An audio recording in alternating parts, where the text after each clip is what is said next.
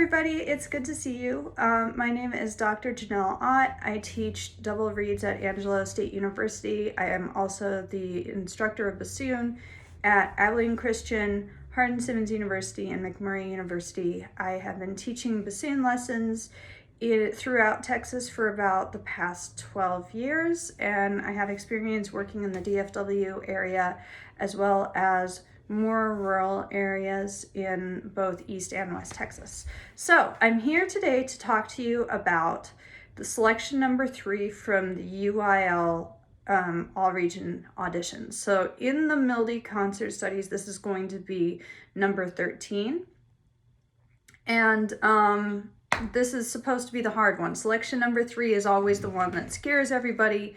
It's the one that gets left off of the freshman all-region auditions. It usually has a very challenging key signature that involves multiple sharps, and this etude fits all of those boxes. As far as actually learning the piece, I don't think it's so bad. You're going to have a lot of students who shy away from this because of the key signature, which is a little scary. And there are a lot of details that are difficult to do well. So we're going to talk a little bit about those things, and then at the end of this video, I will play the entire etude for you. Hopefully it'll just go perfectly the first time I try. We'll see. First of all, fingerings. To play bassoon is to be told that you need to change your fingerings according to the situation at hand. And there are 2 additional fingerings that you need to consider for this piece. First of all, if you look at the last 4 measures of the etude, we have 2 measures that go back and forth between F sharps and A sharps. This is a problem because for you to play an A sharp or a B flat, you need to have this finger down here. I mean, technically, you can do this finger here. This is a trill fingering for A sharp, so no thumb. I don't like to use that one very often. So like, here's the first fingering, the one that we've all learned. Here's the trill fingering. I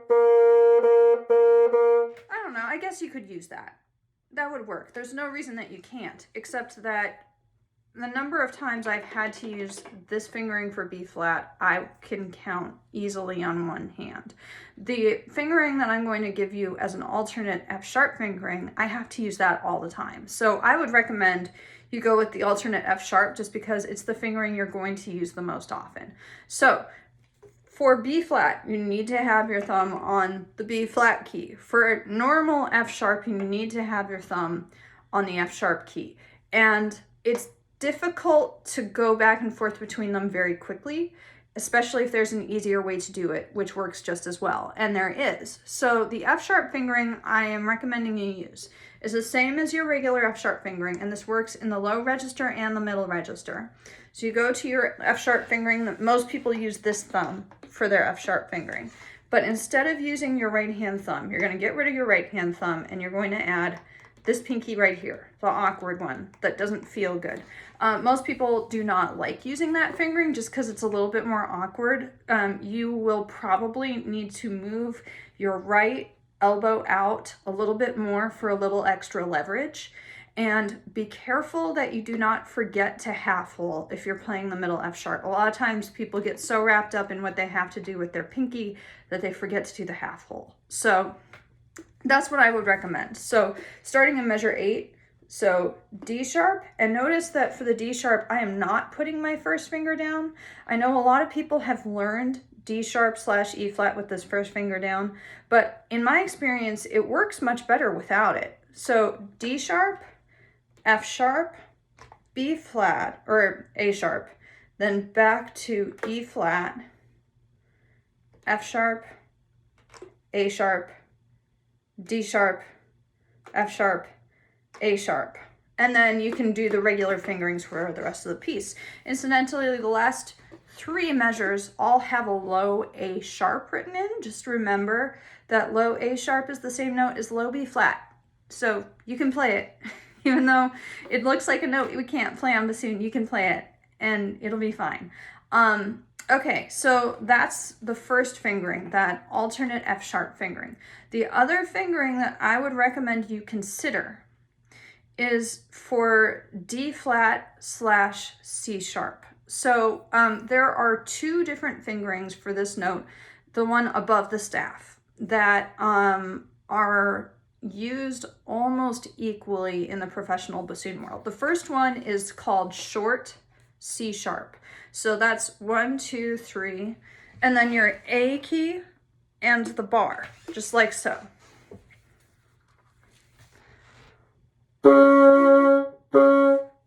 Oh, make sure you don't have your whisper key lock on. Okay. While I'm at it, whisper key lock. It's this thing right here. It's really easy for it to sometimes get pushed down and you don't realize it's down, and then what it does is it pushes the whisper key down. So if you're ever having trouble getting your high note registered notes to speak, check the whisper key lock. Okay, so this is the short fingering. We call it the short fingering because it only uses your left hand. And this is the fingering that I use when I can. And it's the fingering I teach most of my students to use most of the time because I just think it's a nice, flexible, warm note. The other C sharp fingering that gets used frequently is called the long C sharp or the full C sharp fingering. So for the full C sharp fingering, it's 1, 2, 3, and then yes to your C key, C sharp key, no to the bar. And you're gonna add your right hand 2, 3, 4. So here is how the long or full C sharp sounds.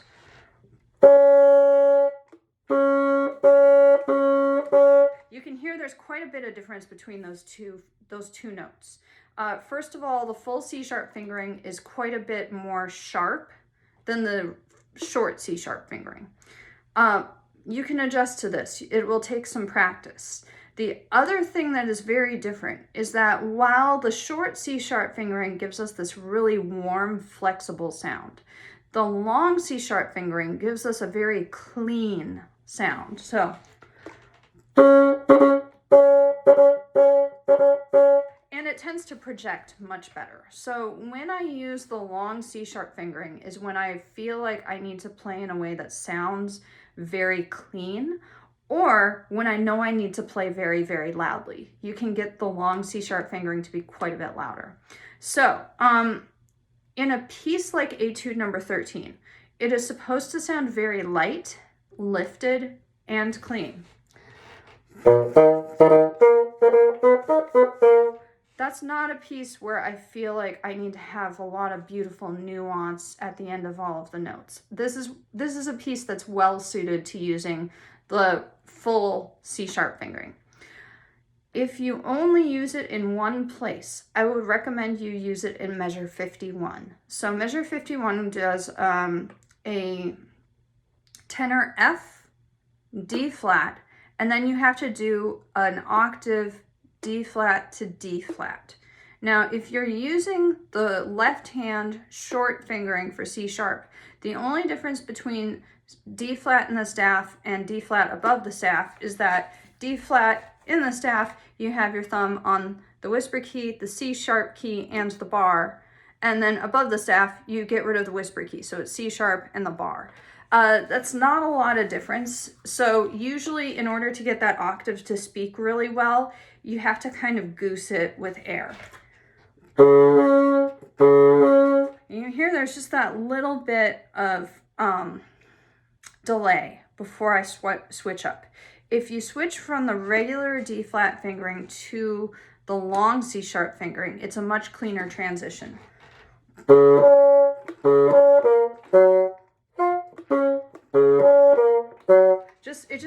It's so much less work. And that's a good place to introduce it if it's something you want to start thinking about, because in measure 51, you have a lot of time to think.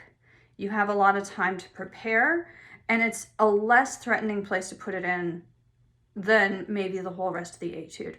Now, would I use the C sharp long fingering for the entire etude?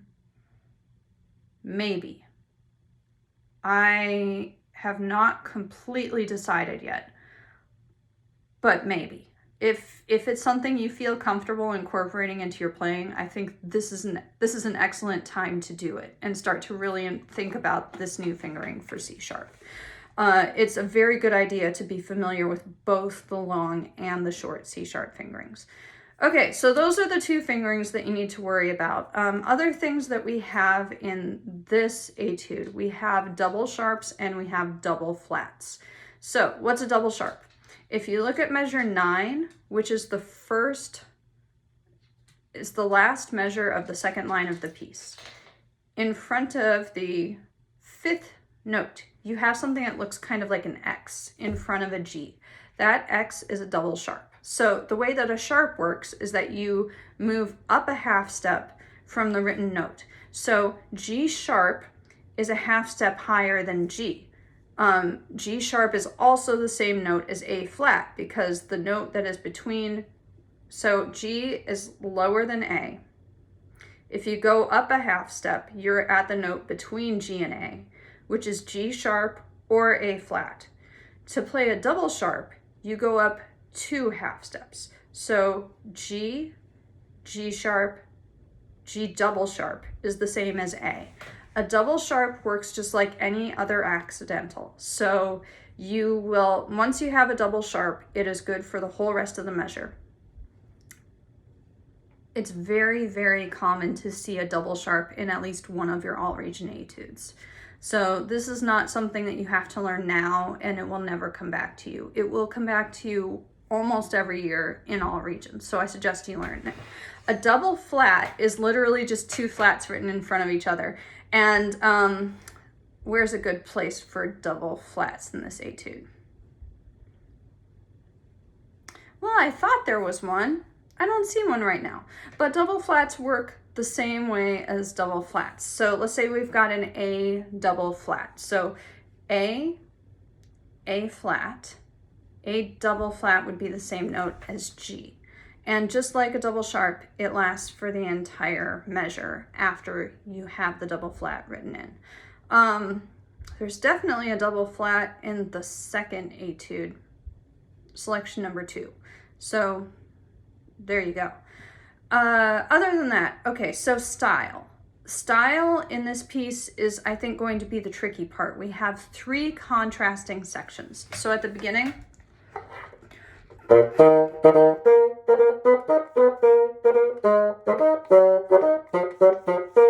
and so on. It's kind of this hunting theme. It's very minor. It should be really light and lifted. So I'm not super worried about over shortening the staccato. When you try to shorten the staccato too much on bassoon, it actually makes the texture more crowded than it would be otherwise. So like if I wanted to do like super duper short accenty staccatos, it would sound something like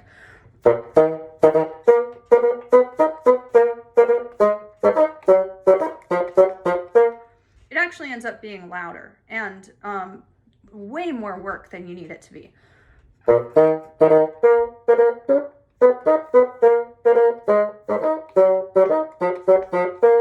So don't worry so much about forcing every note to be short.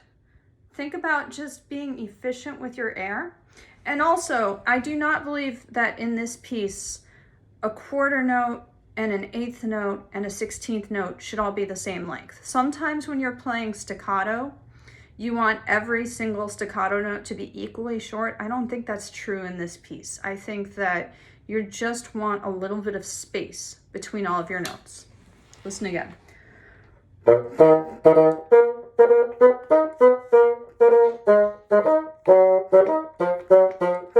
It's not super short, it's just clean. That is going to be the least of your concerns on this piece. The middle section starts, oh sorry, I should tell you where I am. Starts measure 27.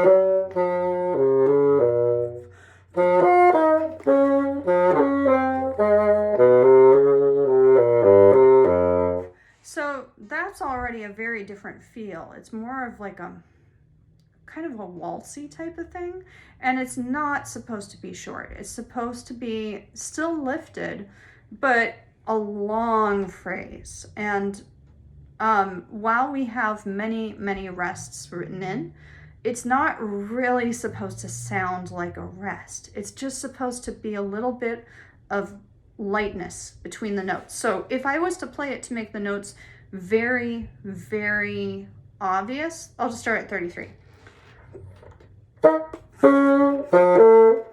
Ah.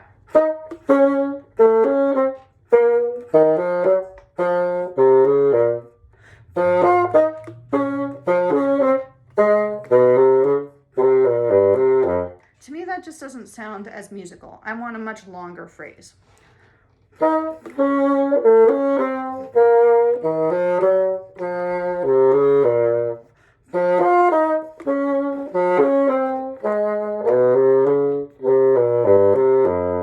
So what's more important than making those rests very obvious is having a predefined phrase that works musically. So for example, probably measures 33, 34, and the downbeat of 30, all of measure 35 up to the downbeat of 36. I see that as one phrase.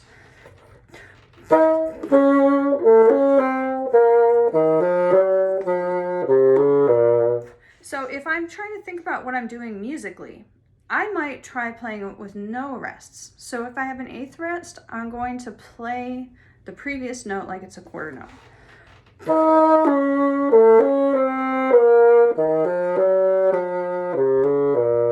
So the first note after the rest needs to match up dynamically with where the note before it ended. You don't want them to be completely different. So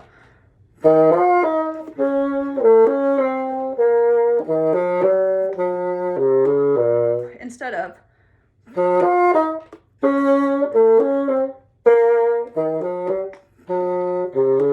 there can only be a little bit of dynamic difference from one note to the other. This might be a little advanced for you, and I also don't think that this is what you should be thinking about when you first start learning this etude, but it's something I would like to be rattling around in the back of your head as you start to get to know this piece a little bit better. Then we have this transitional section that starts measure 46.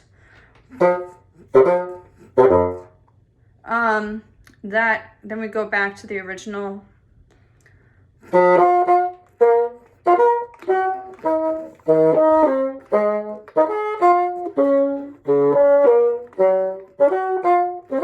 So something that is kind of transitioning back to the opening theme. Then we have the cut, which resumes at measure 78. Notice that the rhythm is different in measure 78 than what we had at the beginning.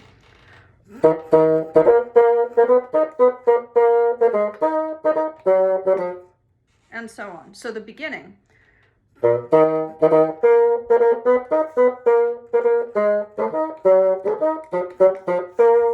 At the cut.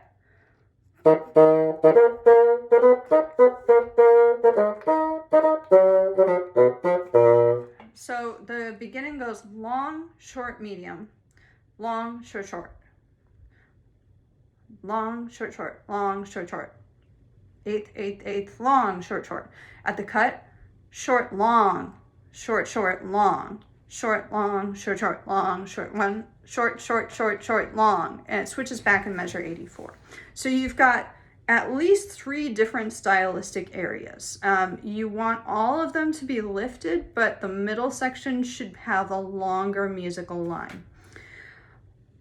The 2 other things that you should be thinking about, especially at the beginning, what you have to do frequently in this piece is play higher notes and then jump down to a lower octave. And the lower octave notes are supposed to often be louder. So a really good example of this happens in measure 13, right at the key change to D flat major or B flat minor.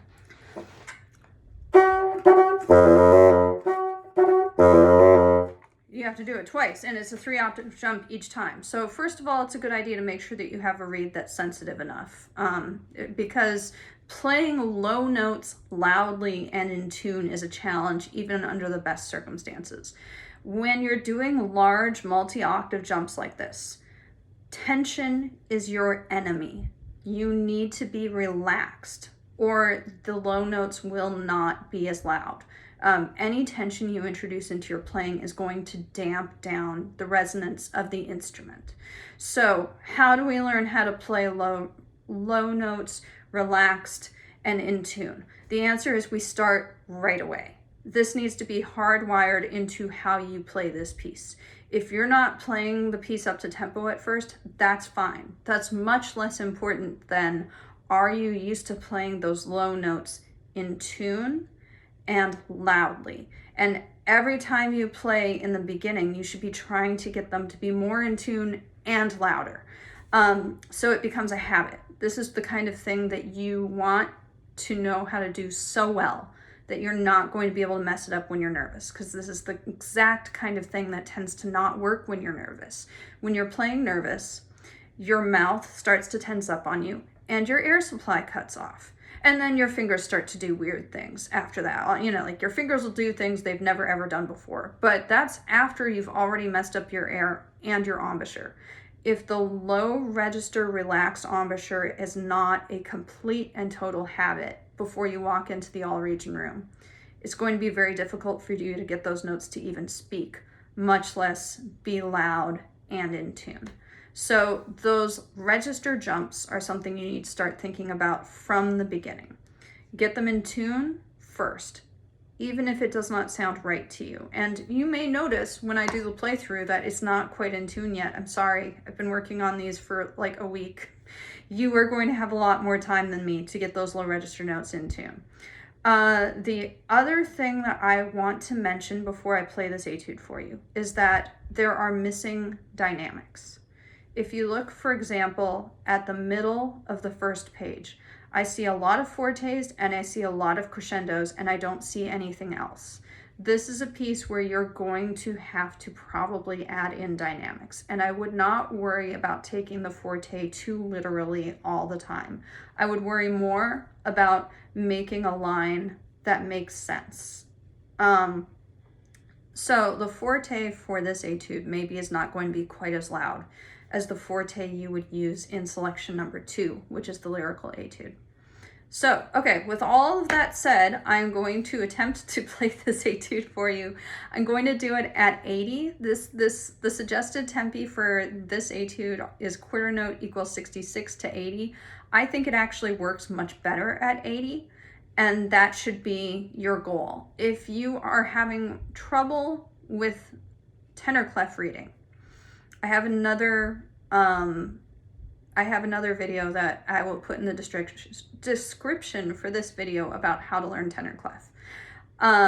If you're worried about vibrato, don't.